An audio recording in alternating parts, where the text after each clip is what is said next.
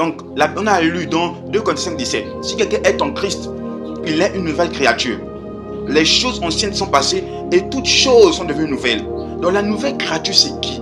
La nouvelle créature est une personne qui est en Jésus. Et on a lu dans Ephésiens 2, verset 16, que nous sommes en Jésus, ayant été créés en lui pour des nouvelles choses, afin que nous les pratiquions. N'est-ce pas? Et nous avons vu dans Galates 6, 15, que ce n'est rien d'être circoncis ou incirconcis. Ce qui compte, c'est d'être une nouvelle créature en Jésus. Donc, lorsque tu donnes ta vie à Jésus, lorsque tu acceptes Jésus-Christ comme Seigneur et Sauveur, tu n'es plus une même personne. Tu n'es plus un être humain ordinaire. Tu es une nouvelle créature. Et tu as été créé pour des bonnes œuvres, afin que tu les pratiques, ou afin que nous les pratiquons. Est-ce que tu me reçois?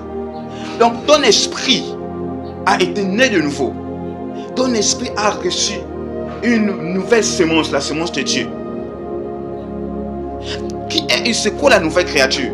C'est quoi naître de nouveau? Naître de nouveau, c'est naître dans ton esprit. C'est naître dans ton esprit avec la nature de Dieu. C'est naître dans ton esprit par le Saint-Esprit. C'est être une nouvelle créature, recréée. On dit recréée par Jésus, par Dieu, dans ton esprit. Tu me reçois? Donc tu n'es plus un être humain ordinaire, avec la nature de Dieu. Tu me reçois? La nature, la divinité, la nature qui fait de Dieu, qui est Dieu, est maintenant infusée dans ton esprit. Parce que la Bible déclare que l'homme est tripartite. J'ai enseigné ça dans mes vidéos, dans mes anciennes vidéos. L'homme est un esprit, il possède une âme, il habite dans un corps. Le corps que tu as là, le corps que tu as là, ce qu'on voit, n'est qu'une maison. C'est l'habitation de ton esprit. Le corps que tu vois au miroir, la personne que tu vois au miroir, le corps là, n'est pas toi. Toi, tu es un esprit. Oh my God. Et lorsque tu as donné ta vie à Jésus, tu es quelle catégorie d'esprit? Parce que dans le monde spirituel, il y a beaucoup d'esprits. Il y a des démons, il y a des esprits, des morts. Je me reçois. Il y a des anges. Mais tu es quelle catégorie d'esprit? Tu es un esprit Dieu, un esprit divin. Je me reçois. Tu es un esprit qui est à l'image de Dieu. Donc, dans le règne spirituel, lorsqu'on te regarde, lorsqu'on te voit, lorsqu'on t'étale, on ne voit pas Glenn, on voit Dieu dans le monde spirituel qui est en train de marcher. Dans le monde spirituel, nous sommes des lumières. Nous ne sommes pas juste avec... nous sommes des lumières, nous sommes lumineux, nous sommes glorieux dans le monde spirituel. Dans le monde spirituel, nous avons une gloire infinie. Dans le monde spirituel, tu n'es pas malade. Il n'y a pas de mal dans le monde spirituel. Dans le monde spirituel, tu es glorieux. Dans le monde spirituel, tu es 100% comme Dieu. Ce que Dieu est, ce que Dieu a, tu l'as dans ton esprit, né de nouveau. Come on. Voici pourquoi dans Ephésiens, la Bible déclare dans Ephésiens que nous sommes assis avec lui. Nous sommes donc, on nous voit ici, mais nous ne sommes pas en mandat.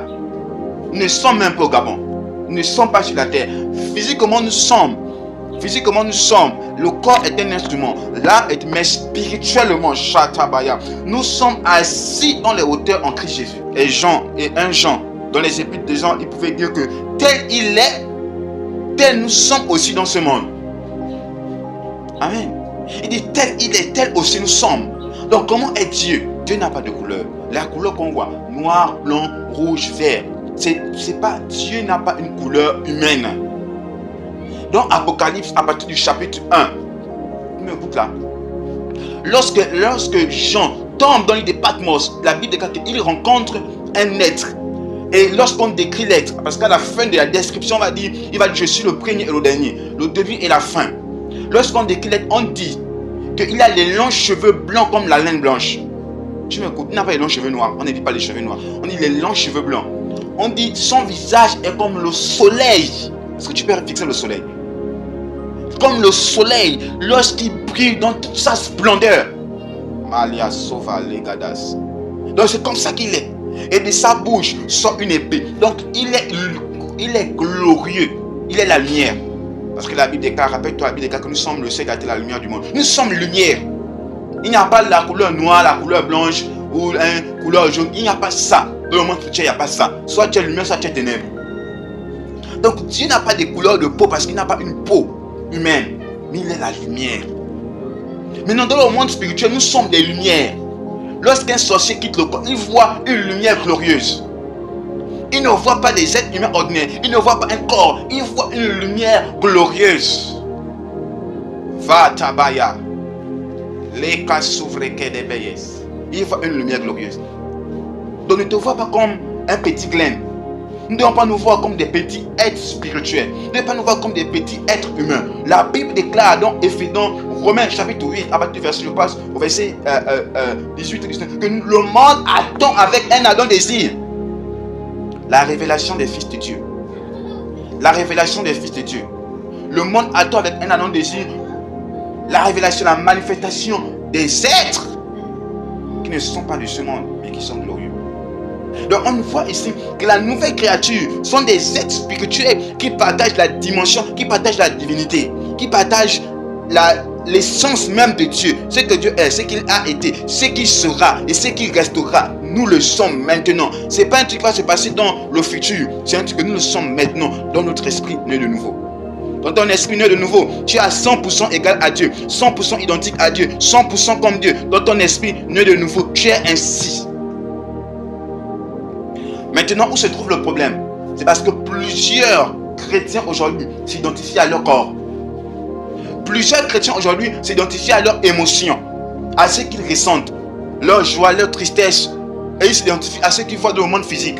Tel m'a blessé, tel m'a insulté, je n'ai pas d'argent, je n'ai rien, je ne mange pas. Ils s'identifient à ça. C'est là qu'on appelle le chrétien charnel.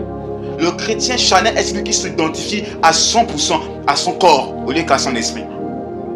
Est-ce que tu me reçois là? Tu me recevez? Le chrétien charnel est celui qui s'identifie à ses 5 sens.